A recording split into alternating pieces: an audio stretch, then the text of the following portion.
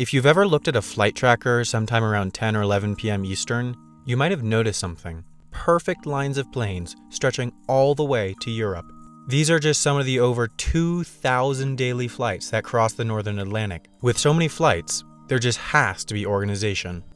This is the most direct route from New York to London. You may think it's this, a straight line, but that straight line isn't actually a straight line. This curved line is a straight line because, despite what some may think, the Earth is curved.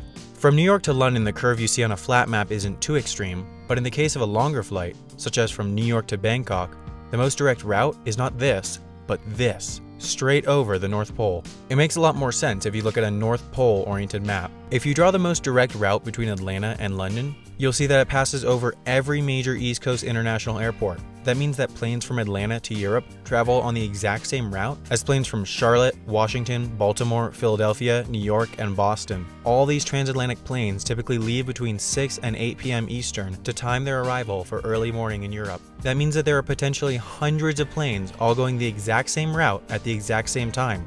The North Atlantic also has something known as the jet stream. These easterly winds average around 110 miles per hour, and if planes fly in them, they can cut hours off their travel time. However, the winds are only strongest in a line 3 miles high and 100 miles wide.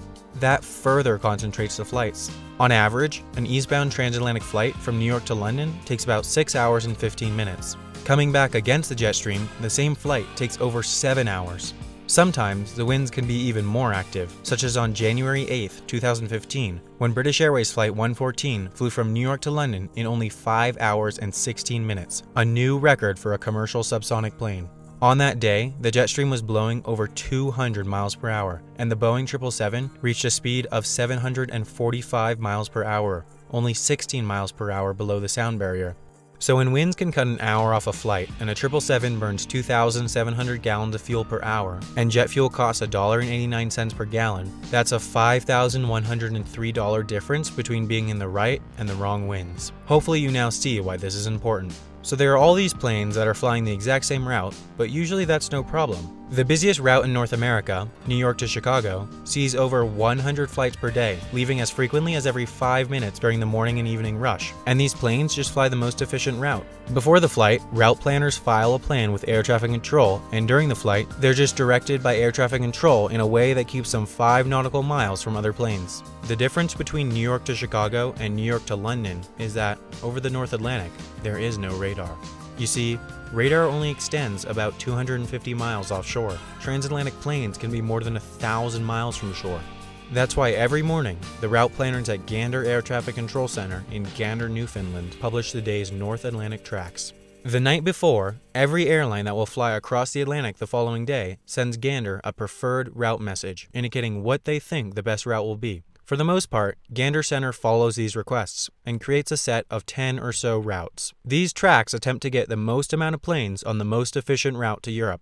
The tracks are labeled, Zulu being the southernmost route, Yankee being the second southernmost, then X-ray, then Whiskey, and so on and so forth. Here's how a flight on the tracks works, and I'll warn you, this is when the video gets technical. Let's say we're going from New York to Paris. Around half an hour before scheduled departure, the captain talks to normal air traffic control to request clearance for the route up to around Newfoundland, Canada. In most cases, clearance is given, and soon after, we'll take off. About when the plane crosses the Gulf of St. Lawrence, the pilot will request the North Atlantic track that he or she desires. Here's today's message describing the day's routes over the Atlantic. After looking over this, the pilot decides to request track Whiskey. That means that, at least for now, we'll head towards the Raffin Waypoint, our oceanic entry point. Waypoints are fixed spots that are used for flight navigation. These are much easier for air traffic control to communicate to pilots than map coordinates when speaking over radio. Occasionally, you'll see some creatively named waypoints. Just north of Lebanon, New Hampshire, there's ham, burger, and fries. On approach to Kansas City Airport, there's spicy barbecue turkey smoke ribs. Boston has 2 waypoints in support of their sports teams, the Cubs and Bears. Some waypoint names are more somber. On the northern approach route to Washington Reagan National Airport, just miles away from where a plane hit the Pentagon on 9/11, the waypoints read, "We will never forget, September 11th." Since the North Atlantic tracks change every day, the modem just gives the entry and exit waypoints, and then coordinates for the route in between. Since the track coordinates are pre-programmed into the autopilot before takeoff, there's no reason to name them as waypoints, since they won't be given over radio. In the case of this flight, we're requesting track Whiskey, And more than likely, Gander Control Center will give us permission. Although, sometimes they'll tell us to take a different track, usually because we're closer to another plane than the minimum separation distance. Since it's much more difficult to know where planes are over the North Atlantic, they're required to be 15 minutes separated, about 140 miles, rather than the normal 5 miles in areas with radar coverage. Assuming we're granted clearance, we'll head towards the Raffin waypoint and make sure that our satellite communication systems are working. Then we'll check to see if our high-frequency radio is working, a backup in case other communications go down. Minutes later, just after passing Raffin waypoint, the controller will say, "Radar services terminated. Have a good night." And we're on our own. All the North Atlantic tracks are preloaded onto autopilot, so there's really nothing to do except wait. When we hit 30 degrees west, we'll enter the Shanwick airspace approaching Western Europe. We switch our radios to Shanwick's frequency and fly a few more hours to our oceanic exit point, Gunzo Waypoint, meaning we've successfully traversed the Northern Atlantic.